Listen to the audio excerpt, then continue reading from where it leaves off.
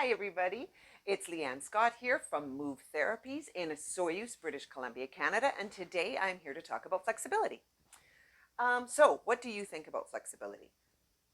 Do you think about flexibility?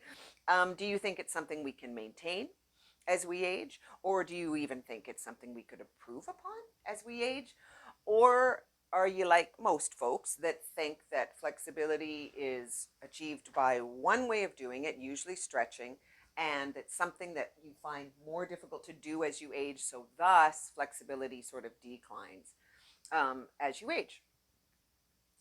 I hope you're not of that camp, but if you are, listen up, because I've got three things that I can tell you that I've done differently in the last 10, 12 years um, that have garnered me greater flexibility. My flexibility has improved, comma, as I've aged, comma, not sure that's the right punctuation.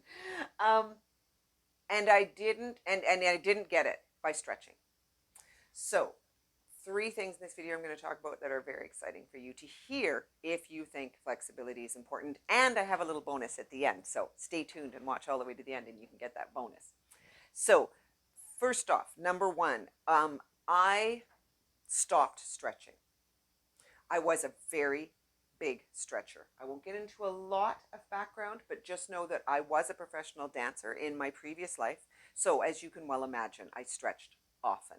If you know anything about dancing, we spent hours at the bar, the dance bar, French, B-A-R-R-E, stretching, static stretching. We spend many hours in the center of the room doing dynamic stretching. So stretching of sort of all kinds. And unfortunately, I actually hurt myself very badly at the end of my sort of dance training career, so around 18 years of age.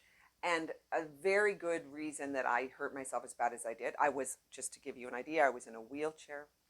I was in the hospital for 9.5 months. I was reconstructed. It was a very bad injury.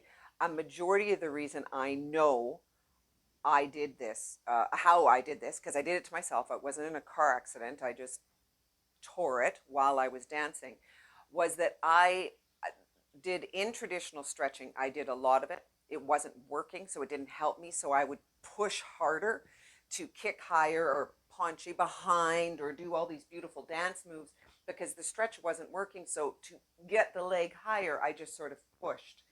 Another thing I did, which if you're doing this and you take nothing else from this video, please take a thought about what it is you're doing. I ignored what's called a stretch reflex. And let me just tell you very quickly what the stretch reflex is. So it's very simple. When we overstretch or elongate a muscle, the brain, when it's concerned that we're going to have a tear or we're going to injure ourselves, it's a safety mechanism. It actually stops the elongating and it contracts. It literally contracts the muscle to stop us from hurting ourselves. So there are ways, and they're very, I don't know, I think of it now and I'm nauseous, but there are ways of sort of ignoring it and pushing through that stretch reflex, which I learned how to do in traditional stretching. And it's not good because I ended up tearing my leg very badly. I'm not saying that everybody does that they ignore the stretch reflex, but I would say a very large portion of people who stretch often before an activity or just daily or in their activity don't actually even know that a stretch reflex exists. So please look it up, do some Googling, learn about it. And if, like I said, you learn anything from this video, it's please do not ignore it. The brain, pardon me, is sending you a message. It's too far. I'm here to tell you it won't make you more flexible and it could hurt you. So that's number one. Don't ignore the stretch reflex. Listen to your brain. It's telling you to stop. And I don't do that anymore. And somehow I've become more flexible. So that leads us to number two. One of the things I do now is I think a lot about my skeleton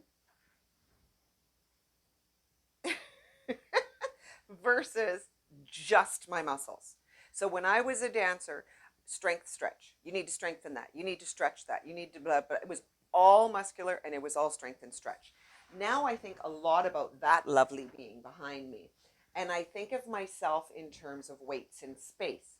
So at one example of weights in space would be this head being heavy and the tush being heavy and vis-a-vis the beautiful, gorgeous spine that we have that moves it as a team. And there's many other weights and spaces we can do, but let's just do the head and the tush vis-a-vis the spine. I use it to my advantage in space. So if I have to say bend over and pick something up, and people would say, well, how is that flexibility? In my world right now, bending over and picking something up, keeping my balance, keeping my coordination, getting my timing, that's functional flexibility to me. And that's what I'm looking for now versus just the ability to kick over my head for whatever reason. But when I do go to reach for something, I don't hold myself up and isolate and reach with my shoulder and actually take my head back, which kind of counterbalances me the wrong way. Actually sort of go like a toddler would go. I'm going to back up a bit. I hope I don't knock old Scully over. Let me back him up. Back, beep, beep, beep. There we go. And now I do this. There we go. So I'm probably going to go at a little bit of a frame, but hopefully won't tear my mic pack off. This could be a big mistake. But you're going to get to see what I'm talking about a little bit. So if I go to reach for something, what I would have done before is just stretched. I would have maybe leaned a little bit, but this is about as far as I would go. I would have isolated and done most of the stretch in the shoulder. Now I actually allow my head to go down, my tush to come up, and then use my weights in space to bring myself back. Now, a lot of people might say right away, well, that's not flexibility because you're not stretching the muscle. Flexibility is not about stretching a muscle. It's about doing big movements, or maybe not even big movements, easily, cleanly, and profitably. With profit? Because you want to get whatever fell on the floor. So stay with me on it. So there's weights in space. There's if I want to go backwards, I take my head forward and my pelvis rounds and my back arches, rounds, and I bend up and I pick something up. And I'm here to tell you, if you actually learn how to use all of your weights in space, your lovely bones in space better, you will become more flexible because you will be able to do movements that you couldn't do before. And it won't hurt because you're not just pulling. Okay, so enough said, I think, on number 2. Number 3 is function. And this is a new one, guys. And this is something I learned directly from my ABM training that I mentioned earlier, is we are learning through research of brain plasticity that if you put a function into your exercise, quote unquote. So if you're doing a movement, reaching across for whatever reason, if you actually put a function in it, and by that I mean reach for the salt shaker, turn the knob, lift the heavy bowl of water so it doesn't spill. And you don't have to actually go out and get a salt shaker, heavy bowl of water, whatever it was I said the second one. You can imagine it. And not for some reason, the brain likes purpose and function. So if you actually imagine you're doing something, instead of just going 1 and 2 and 3, which you can imagine I did a lot of in the 1980s and 90s in dancing, but you put a function into it. And remember, a bowl of water has to be, cared for. You can't just slosh it over. A salt shaker is different than something that's heavy and maybe has a handle. If you put function into your routine of movement, your warm-up, for lack of a better word. I don't sort of need to do this anymore. I don't move really without function, but say you want to stretch, quote unquote, before you do an activity. If you add your weights in space and your function into it, you will actually become more warmed up, for lack of a better term. And I'm not spoofing that term. It's just something that I'm interested in really thinking about. I'm not sure we need to warm up our muscles if we move very well and use the weights in space and use how we're built to move during the whole day. I'm not sure we need to warm up. It's something that we can think about. But using those three things, so I stopped stretching, ignoring my stretch reflex, which I highly recommend to everybody, and I think everybody, maybe not everybody, but most people will agree with me on that one. Thinking about my weights in space and thinking about my bones as well as my muscles, not just muscles in terms of movement, and putting it into a little bit of function will garner better movement and better flexibility. So those are the three. Think about them. Let me know what you think.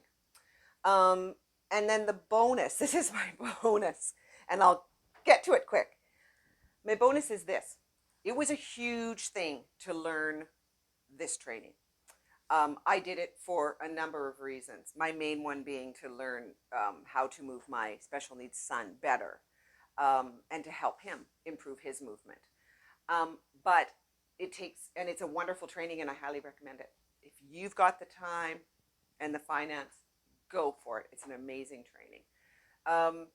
And you can ask me about it. I have no problem telling you about it. The other alternative, here's your big bonus, is there is a lot to learn behind these three things. So if you wanted to learn more about this, just come see us at MOVE Therapies. There are different approaches to coming and seeing us at MOVE Therapies right now, especially.